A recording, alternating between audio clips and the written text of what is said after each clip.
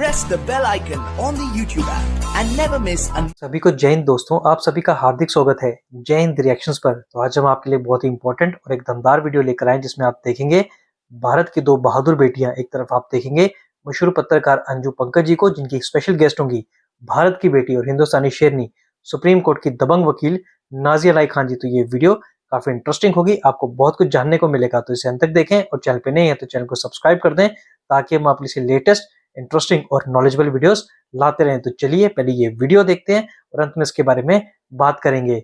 जय हिंद, जय भारत। नाजिया जी, बहुत बहुत स्वागत है आपका। वंदे मातरम, भारत माता की जय, जय जय श्री राम, जय हिंद। अंजू जी जय हिंद। नाजिया जी, ये बताइए कि विपक्ष के पास, वैसे तो विपक्ष ने बड़ी खुशियां मनाई कि उनको कुछ सीटें तो मिली, विक्ट्री साइन भी खूब दिखाए, लेकिन अब छाती पीट रहे हैं कि सरकार तो मोदी की है लेकिन माइनॉरिटी को वहां पर कोई जगह नहीं मिली, एक भी मिनिस्टर वहां पर नहीं बनाया गया। हाँ, कल से ये बात काफी चर्चे में आई हुई है अंजू जी के सरकार ने एक भी माइनॉरिटी को, एक भी मुसलमान को, माइनॉरिटी तो 5 है, माइनॉरिटी मिनिस्टर तो 5 है, लेकिन मुसलमान को मंत्रालय नहीं दिया गया। इसके लिए अब बिना मुहर्रम के ही छाती पीटना इन्होंने 1.5 महीना पहले ही स्टार्ट कर दिया है। मेरा सबसे पहला सवाल है कि जब नेहरू ने पाकिस्तान बना करके मुसलमानों के लिए दिया, क्योंकि नेहरू चाहते थे कि जिन्ना उनके मंत्रालय में ना रहे, इसीलिए गांधी जी को कन्विंस करके उन्होंने जिन्ना के भीख के कटोरे में पाकिस्तान दिया। तो पाकिस्तान कौन सा फल फूल रहा है? नहीं रहा है। उसके बाद मैं पूछना चाहती हूँ कि कांग्रेस ने 5 मुसलमान शिक्षा मंत्री बनाए, फिर भी मुसलमान सच्चर कमीशन की रिपोर्ट के हिसाब से दलित से भी पीछे। उसके बाद फिर मनमोहन सिंह जी जो हैं, वो बैठ करके यासीन मलिक जैसे आतंकी के साथ, दंगई के साथ दस्तरखान पे भी बैठकर खाना भी खा लिया, फोटो भी खिंचा लिया, प्रेस कॉन्फ्रेंस भी कर लिया, फिर भी मुसलमानों का भला तो नहीं हुआ। गांधी परिवार के सारे सदस्यों ने बाबर के कब्रिस्तान में जाकर के फूल भी चढ़ा दिया। जो बाबर ना भारत में पैदा हुआ ना भारत में मरा, लेकिन बाबर के नाम का तावीज सारे मुसलमानों के गले में पहनाया भी कांग्रेसियों ने।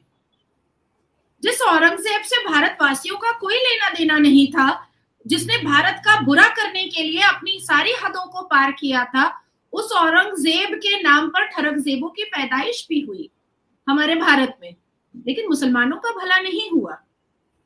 उसके बाद गाहे बगाए हमने जनाब राहुल गांधी जी के जुबान से भी सुना कि स्कॉलरशिप देंगे, शरिया लॉ को स्ट्रॉन्ग करेंगे। इसी मैनिफेस्टो में मुसलमान अपनी मर्जी से खाएंगे, पिएंगे, पहनेंगे, सारी चीजें हमने सुनी।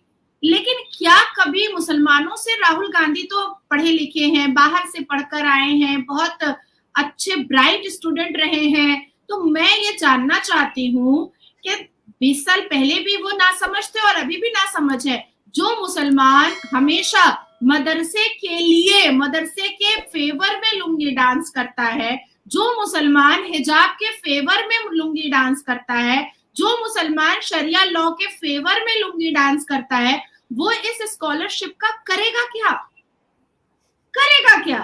कल मैं एक डिबेट पर बैठी थी नेशनल न्यूज पर अंजू जी, वहां पर सबने कहा कि आप मुसलमान हो करके ऐसी बात कैसे कर सकती हैं कि भारतीय जनता पार्टी ने ही मुसलमानों का सबसे ज्यादा भला किया, ये मुस्लिम विरोधी पार्टी है। ये कांग्रेस के प्रवक्ता ने कहा, और बहुत नाम नहीं ले रही हूं मैं, और बहुत रिनाउंड प्रवक्ता ने कहा।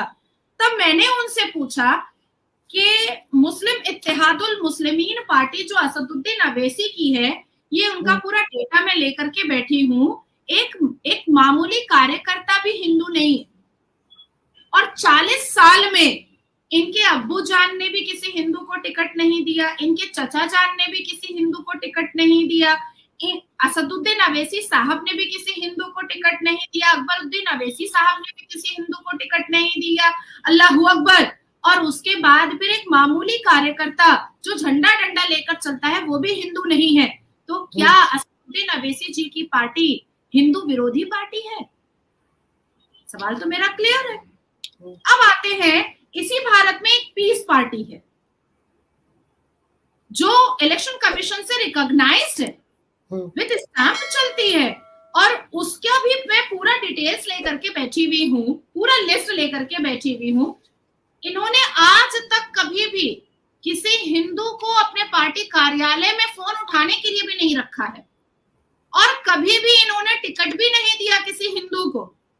हिंदू तो छोड़िए, किसी क्रिश्चियन को, किसी बोरी समाज को, किसी शिया को भी इन्होंने नहीं पूछा और थूका।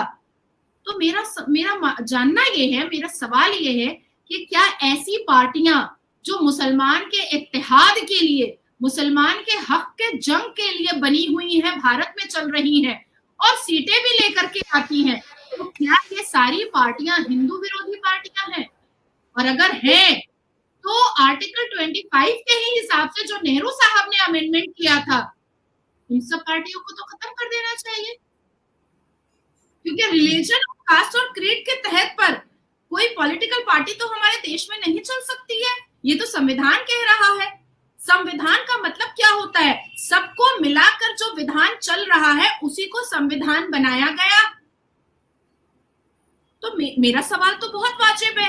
अब आती है बात कि मुसलमानों को कहां पर भारत के प्रधानमंत्री और भारतीय जनता पार्टी ने इग्नोर किया, या उनको किसी भी योजना या किसी भी चीजों से उनको अलग रखा। मुझे तो नहीं लग रहा, मेरे आंकड़े में तो वो नजर नहीं आ रहा है। अब मैं आपको कुछ आंकड़े बता देना चाहती हूँ।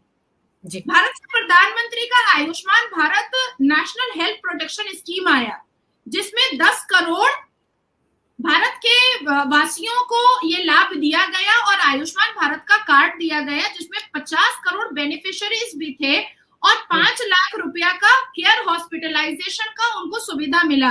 अब इस 10 करोड़ में 3 करोड़ मुसलमान को मिला।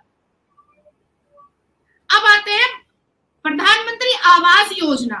2 मिलियन ऑलरेडी घर मिल गए, 20 मिलियन अंडर कंस्ट्रक्शन है। 14.2% मुसलमान हमारे भारत में है, जिसमें 31.3% को पीएम आवास योजना का घर मिल चुका है। बताइए, 31.3% मुसलमानों को, मतलब 20 करोड़ की आबादी में 31.3% मुसलमानों को पीएम आवास योजना मिल चुका है। उनका सिग्नेचर है कि उनको मिल चुका है। अब मैं आती हूं कि किसान सम्मान निधि योजना भारत के प्रधानमंत्री का आया, जिसमें 33% मुसलमान किसानों ने लिया योजना। कोई भी उठाए गूगल और सर्च करे, एक आरटीआई मारे। अगर नाजिया झूठ बोल रही है तो नाजिया पर डेफेमेशन केस करे। आरटीआई मारो और पता करो कि क्या 33% किसानों ने इस किसान सम्मान निधि योजना का लाभ नहीं उठाया। 33% मुसलमानों ने उठाया। 36% बेनिफिशियरीज अंडर मुद्रा योजना, 33% मुसलमानों ने लिया है।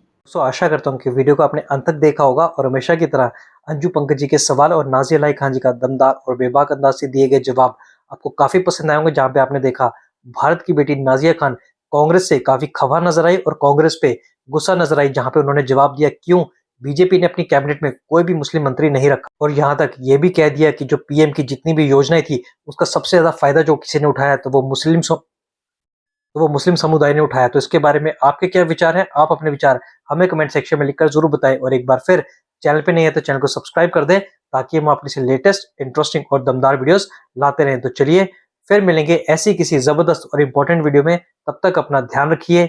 जय हिंद, जय भारत।